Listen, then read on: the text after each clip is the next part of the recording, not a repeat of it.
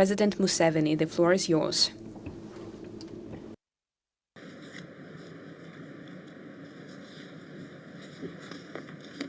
His Excellency President Vladimir Putin, Their Excellencies, the African heads of state and government, the people of Uganda send you greetings and well wishes. I have had the good fortune of watching and participating in freedom activities in our area for the last 60 years plus. In order to understand the struggles we have been involved in, we should be reminded that by 1900, the whole of Africa had been colonized except for Ethiopia. This colonization followed 500 years of taking slaves from Africa and the devastation that criminal trade caused. It was not only Africa that was colonized, but also much of Asia, India, Indonesia, Indochina, Burma, the Philippines, Malaysia, etc., and the subjugation and extermination of the indigenous people of the Americas and Australia. However, these criminal acts by the imperialists, the slave trade and colonialism, provoked the colonized people into launching a resistance movement by some of the black people in the United States of America, in the persons of Du Bois and Pademont, who launched the Pan-African movement. This was the first step. Secondly, in 1912, the African National Congress of South Africa was launched, led by new resistance fighters, different from before, when the leaders of the resistance were the kings and chiefs, such as Kabarega of Uganda, Mkwawa of Tanzania, Lobengura of Zimbabwe, Mwanga of Uganda. Thirdly, the huge country of the Soviet Union was taken over by communists in 1917, and so was the huge country of China in 1949. Those communists were staunch anti-imperialists. Fourthly, our good fortune was that the greedy imperialists started fighting among themselves over us. I'm referring here to the so-called First and Second World Wars. In effect, these were inter-imperialist wars vying for domination of the world. In those wars, the imperialists weakened themselves to the advantage of the anti-colonial movement. That is how India, Pakistan, Indonesia, etc. got independence. Some of the imperialists tried to cling to colonies, but they were defeated in Algeria, Vietnam, Kenya, Mozambique, Angola, Guinea-Bissau, Cape Verde, Zimbabwe, Namibia, and South Africa. Fifthly, even within the imperialist countries, we had allies that were against the evil system. People like Fena Brockway, Dingo Foot, Olof Palme were with us and with our parents before us in opposing this evil system. It is these 5 factors that caused the defeat of the imperialism and restored our sovereignty to some extent. These are, again, the anti-colonial movement in Africa, Asia, and Latin America, the rise of communism in the Soviet Union, China, Cuba, North Korea, etc., the 2 inter-imperialist wars of the last century that caused the weakening of the imperialist countries to our advantage, even when our parents were used as cannon fodder in those criminal wars, fighting the Japanese in Burma, the Italians in Ethiopia, the Germans in North Africa and Europe. Then fifth, the Pan-African movement launched by some of the black people in the United States of America, and the support by some fair-minded persons in the imperialist countries, persons, as I've already said, like Fena Brockway, Dingo Foot, all of Parliament, and others. We are therefore happy to be here in Russia, and we take this opportunity to thank the Soviet peoples and other socialist countries for that support. However, flag independence did not, in the majority of cases in Africa, mean healthy disengagement with imperialist economies. Up to now, many of the African economies still face the bottlenecks and distortions of the colonial era. Although some progress has been achieved, a lot remains to be done. That is why you hear that the GDP of Africa is currently US dollars 2.7 trillion, smaller than the individual economies of countries like Japan, Germany, etc., not to mention the United States or China. This stunting of the African economies is caused by a number of bottlenecks that I may not have time to enumerate here. We have, however, identified them, and we are handling them together with our brothers in the African Union. However, one example can bring out some of these bottlenecks. This is the issue of coffee. The global value of coffee businesses currently is US dollars 460 billion.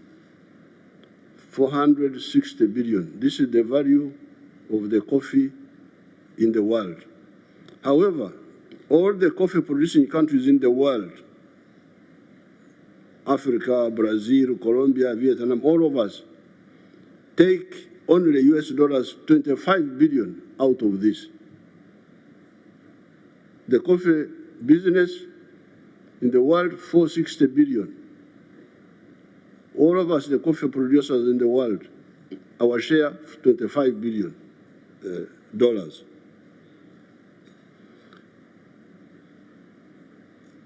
Africa's share is US dollars 2.5 billion. Out of the 460 billion, Africa's share is 2.4 billion. With Uganda taking $800 million, because we are now producing 800 million bags of 60 kilograms each. Germany, a non-coffee producing country, earns US dollars from coffee, 6.85 billion from coffee, more than all the African coffee producing countries.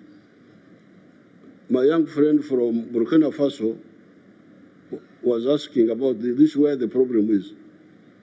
I could see he's very worried, our young soldier there. So you have the answer here. This is part of modern slavery. This is the modern slavery. What is causing this?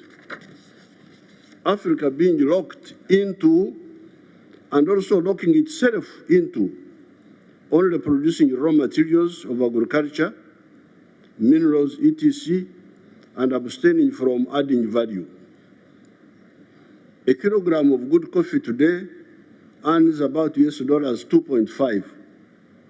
The same kilogram roasted and processed outside Africa earns about US dollars 40. So we get $2.5 for a kilo of coffee. Somebody who is clever outside gets $40.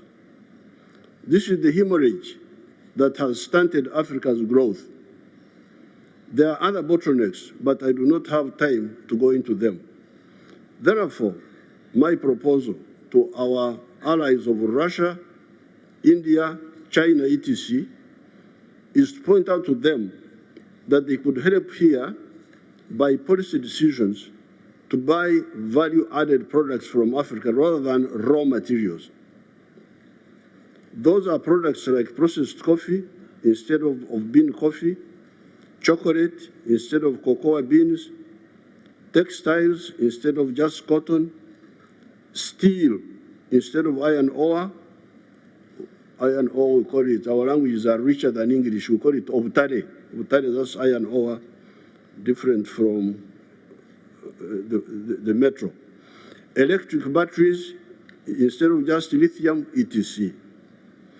Part of the issues we are solving among ourselves in Africa is the issue of the free flow of goods and services in the continental free trade area.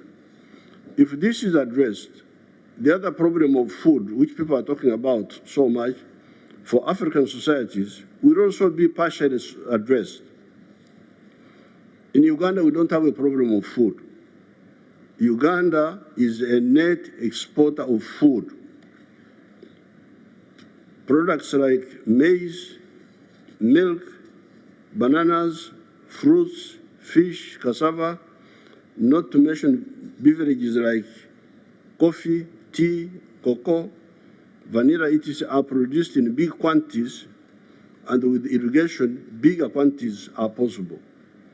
Without irrigation, our farmers produce 5.3 tons of bananas per hectare. With irrigation and fertilizers, that production has gone 53 tons per hectare in some of the government-supported farms.